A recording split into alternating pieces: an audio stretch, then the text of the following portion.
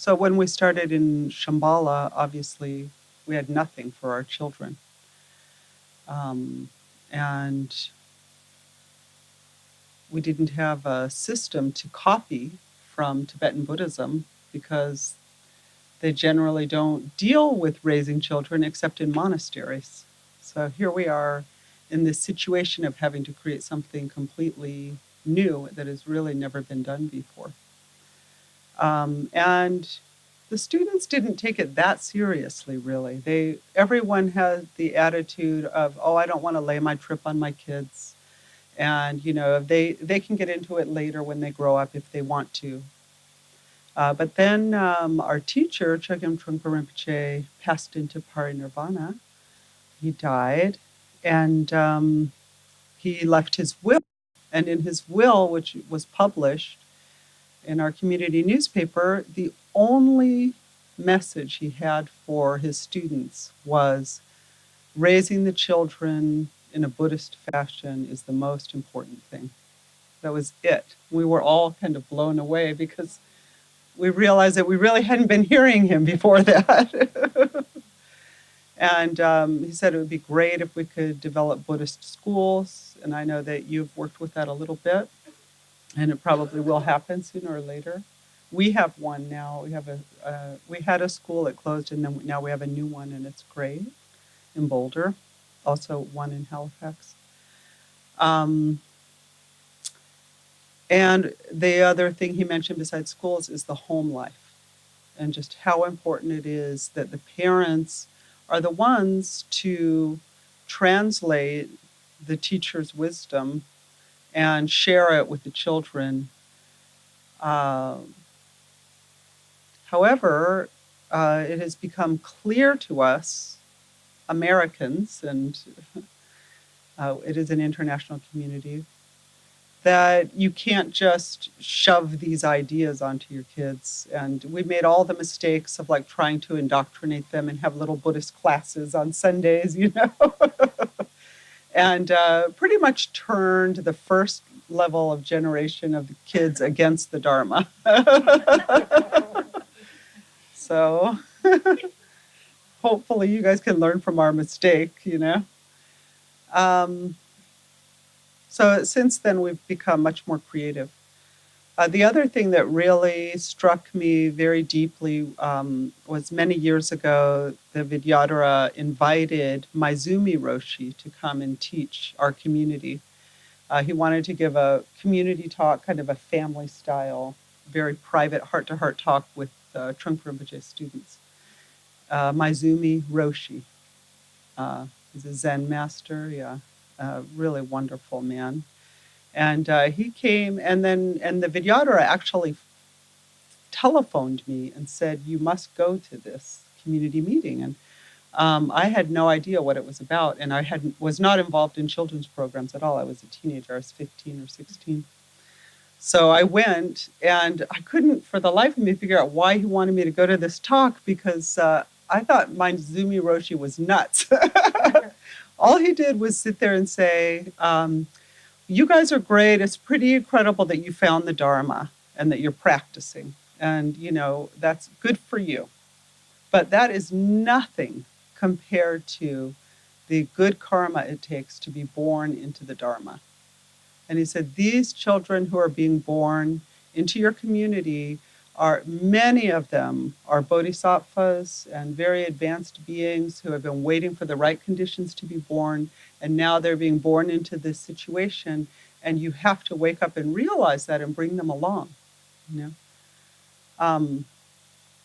So those were two things that really affected me deeply, and a few years later I started having children and making all the mistakes I've told you about. But so we've been experimenting with how to include children on the path without turning them against the Dharma. And more in Shambhala, what we've come to is that it's important to have a light touch. It's important to find fun meditative exercises. I personally have been kind of pioneering the family meditation movement. And learning how to play with that. And I really took my cue from the Vidyadhara Chogyam Trungpa, who couldn't get his own son to sit and tried millions of things. Nothing worked. And finally, he just ended up paying him. And it worked. No, Sakyong Nipam Rinpoche. Yeah, he paid him $10 to sit Nyuntun, which is a one-day meditation on Saturdays. And he would do it, $10. That was back in the day, though. That would probably be about $30 now. So I thought, I really admired him for that because first of all, he didn't give up. It was of utmost importance to him that this particular child, he didn't push Gesar, he didn't push the other children, but he always knew that Ursel was his name at the time, would be the one, who would lead our community. And so he just really felt that it was important. And if one thing didn't work and he encountered resistance, then he would try something else. And finally he hit on something that worked. And now, of course, he doesn't have to pay him to meditate. He's actually become this great meditation master. He's like incredibly disciplined in retreat and, loves meditation. So I just think it's important to us to have this, to consider this very big possibility that maybe it is worthwhile. And maybe we should at least consider the possibility that our children were born into this situation for a reason, and that they actually do have a connection with meditation, even if they're up against the very difficult circumstance of having been born in the West, where they're the first generation where this is being passed on. And so obviously they're going to have a huge amount of resistance. I mean, these are the dark ages. We live in a time of tremendous neurotic speed, and we have all of the emotional baggage and habitual patterns that we can't help passing on to our children, sadly, against all of our great ideals in the beginning. We've all had those moments of opening our mouth and hearing one of our parents come out. So there, I just think that we need to take heart and regard this as a big challenge and not give up so easily. When I was listening to the fears, seems like the biggest fear is the conflict with children around meditation, And also, and secondary is what my own fear was. I don't want to lay my trip on my kids, But we have to look beyond that and be creative and playful. And as I was saying before, I knew in my bones that helping my children mix their mind with meditation would help them grow into happy, healthy, sane human beings who had some emotional equilibrium and a sense of their own well-being. And because of that, I just didn't give up. So I followed Trungpa Rinpoche's example and started with the bribery, and I was very successful with bribery. Everybody was different. With Kelly, all she needed was chocolate, She was a cheap date. Whereas Sophie and Tessa required like shopping trips for, a new outfit or something. And I have a girlfriend who, her son meditates regularly, even though he has a lot of resistance, because he loves playing video games. And so she just stopped the video games altogether because he was going insane with them. But then she started saying, okay, if you want to sit 10 minutes, you can have 10 minutes of video, And now they're quite peaceful with that. So it's just a matter of negotiation and playing. And also, as I've said before, it's a matter of nurturing, making a really joyful and rich family ritual out of sitting together. So, and also, you know, we're talking about how hard it is to sit regularly. That was also very hard for me. But attaching it to a certain time of day, you know, like who was telling me, Fiona, what was her name? Anna. She always meditates like right after the bath, after dinner, before dessert. That's great. You can't have dessert until. But it's wonderful because in their minds, eventually, meditation gets associated with dessert, you know? So I'm not talking about being devious and deceptive, you know, and manipulative, but I am also talking about being manipulative. But it's, you know, it's because it's just, it's exactly the same as I've said before as any other health care. You know, you do make sure that your children get enough sleep, you know, you do, because you want them to be happy. And it's exactly the same thing. You know, I really made sure that my children meditated. Even if it was against their will, I would find some way to negotiate. Even if the negotiation took a year, I just didn't give up. And as I've said before, I had one son who just kind of has some disability problems. And so we negotiated with him finally that he could sit quietly in the back of the room and read. That was all the meditation he could handle. But at least he was in the room soaking up the vibe and, you know, getting some of that quiet and peace within himself. And even he, now he's 26, he meditates. I couldn't believe it when he started meditating, but they all do. And they all are really pretty ferocious meditators. I mean, they meditate a lot more than I do. They do more programs and they're very passionate about it. And all three of my daughters lead programs for young adults, teenagers, children.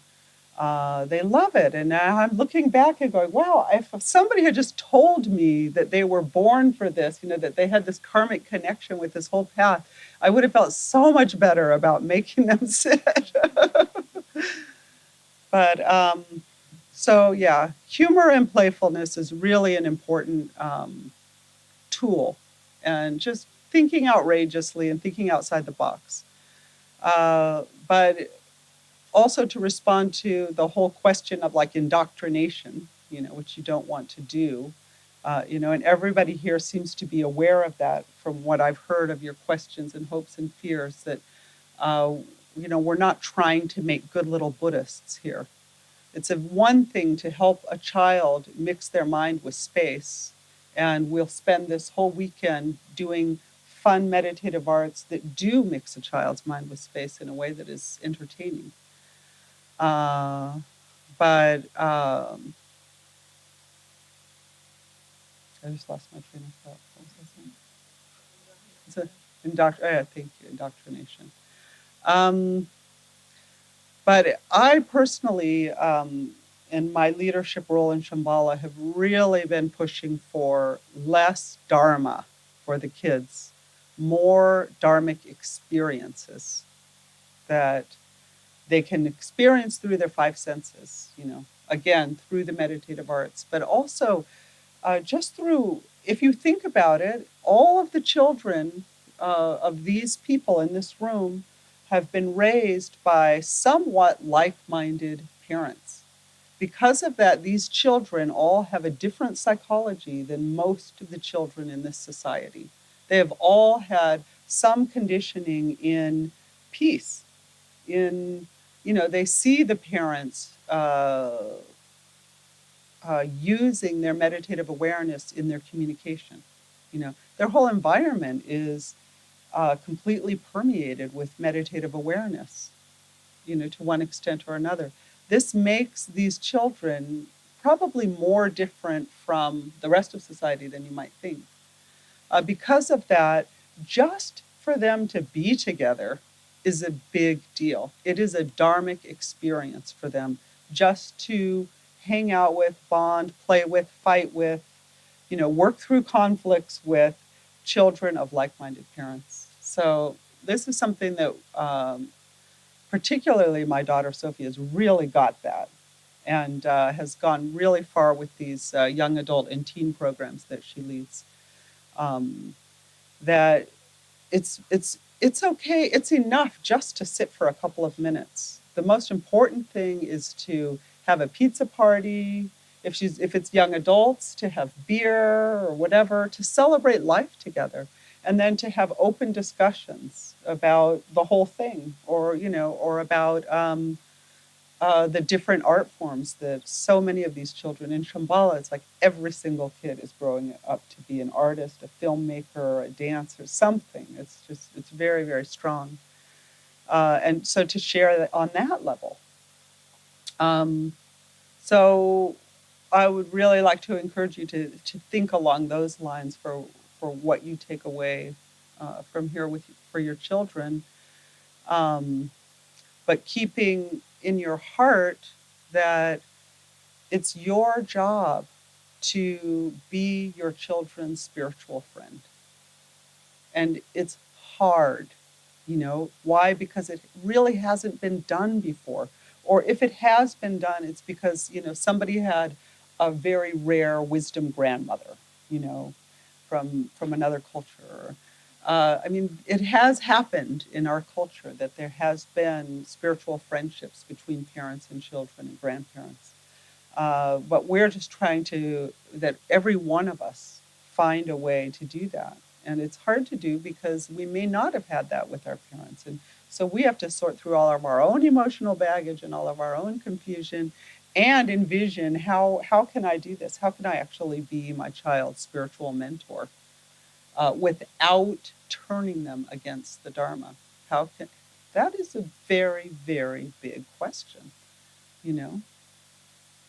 But with my children, I often thought I was failing, and yet they all grew up to be, really amazing meditators who love the Dharma. And so obviously it worked out okay in the end, even though there was a lot of conflict and a lot of, big questions going on.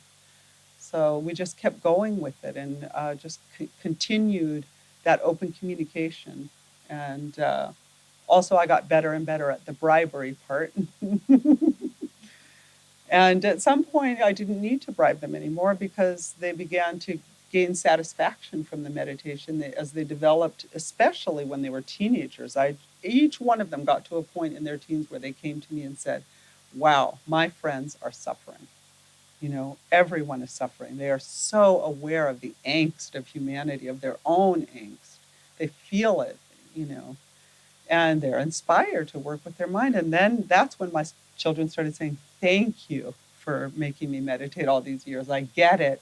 Thank you for giving me these tools. Now I have them and I can use them and I share them with my friends. And that's why they're inspired to lead all these groups that they're leading, because they care so much about their friends and they see how much suffering is out there. They see that their friends have no tools to deal with this, or, very few.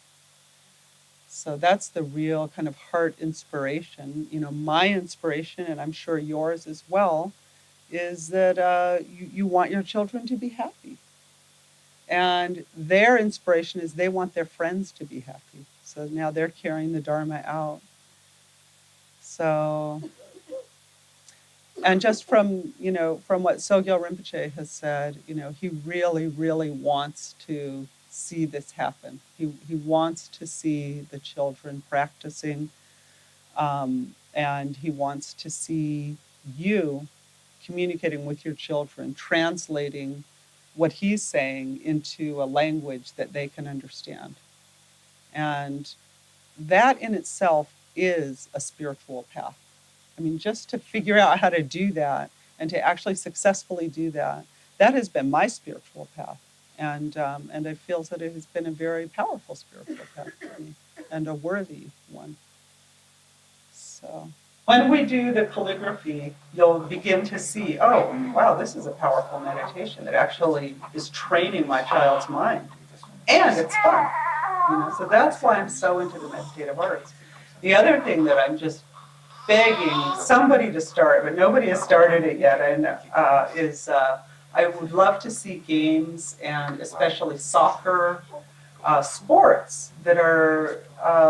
So wouldn't it be great if the people here whose children don't want to be here, wouldn't it be great if they had the option of being with the Rinpoche soccer team? And if the person who was leading the recreation soccer team was someone who understood how to teach children how to resolve conflict, how to be a team member, how to have a good team spirit, how to excel and be your best, and you know, and just have fun with your friends. You know, so this is an element that I think is really missing. Those children who were turned off, like in the past, you know. Yeah. What are their main complaints? Their main complaint, it's kind of sad, is Yeah. they feel left out. They feel that we just left them out. And I heard that because when my daughter Sophie, she started a teen group for, I think it was 14 to 17-year-olds. And she actually found out who all of these kids were. She tracked them down, called them up. She even got some to fly back to Boulder and be a part of this group. And they loved it. It became a very big, powerful group. And it was all about belonging. They just wanted to be included. They just felt that they were a pain in the ass because their parents wanted to practice, and this was just an extra appendage that the parents didn't know what to do with. So at that time, there was no real program for that. There were programs, and they were too religious, and so there was a lot of complaint about that too. So since then, it's changed a lot, and so we've created much shorter but more often sitting, so a couple of times in a session, but no longer making them sit for 20 minutes or whatever. And now we have the option, if you want to hear Buddhist stories, you can go join the Buddhist stories group. If you want to do the meditative arts, you can go join the meditative arts. If you want to do sports and something more recreational, you can go join them and give them a little more freedom of choice. And that's working well. So they can have the Dharma if they want it, but they have to choose it. We're not forcing them to take that class.